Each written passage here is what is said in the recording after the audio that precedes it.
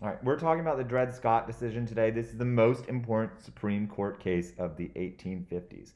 We have the same question as yesterday, looking at how the government failed to resolve issues over slavery and how that led to the outbreak of fighting. Our question is, how did the government's decisions regarding Dred Scott lead to the outbreak of fighting? Who is Dred Scott? He's a slave from Missouri, a slave state as spelled out in the Missouri Compromise of 1820. And he travels to Illinois and Wisconsin, which are a free state and a free territory, with his owner, who is a surgeon. When he's there, he sees free blacks in the North and he asks to pay for his freedom, but he is refused. So he decides to sue. He takes it to court. He says, since I've traveled to free states that make it slavery illegal, I should be free. At first, Missouri says, oh, actually, that makes sense, but it is reversed, and he appeals this decision all the way to the Supreme Court. When it gets there, they have three important questions. Here they are. Can a slave sue for his freedom? Is a slave property, or is a slave a actual human being? And lastly, and most importantly, is slavery legal?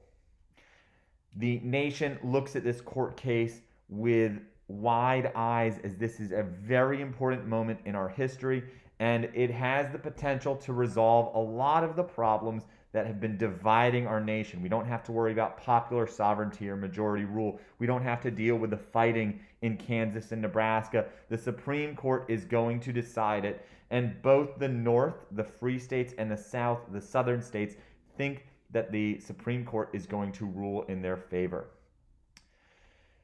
But the Supreme Court throws a wrench. They rule in a way that nobody really anticipates. And they say that not only is slavery legal, but that Africans are not citizens, can't even sue in federal courts, and that the federal government, one further, has no power to prohibit slavery. That means the Missouri Compromise. That means the Compromise of 1850. That means the Kansas Nebraska Act are all null and void. And in essence, slavery can spread wherever it wants, and individual states have no way of stopping it or changing it. The South loves this ruling. The South, the slaveholding states, love the case because they had believed that states' rights had won, that the federal government would not interfere.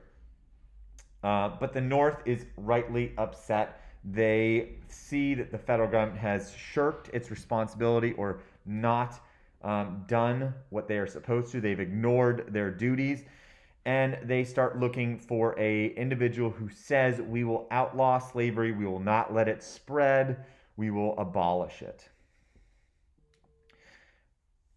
Because of this case, the North and the South start getting further apart. The North says, we're going to start using states' rights to refuse to enforce the fugitive slave law. So we're not going to return slaves anymore. We are not going to follow those rules. And the South is really upset again by this, saying that you can't do this, which I find very funny because they say it's a states' rights argument, but when it comes to the federal government making a decision on their side, they say that you must follow the federal government. Chief Justice Roger Taney, who was a supporter of slaves, goes further than just saying that slavery is a part of the nation. He says some very racist things that talk about whether or not Africans or African Americans now had any rights.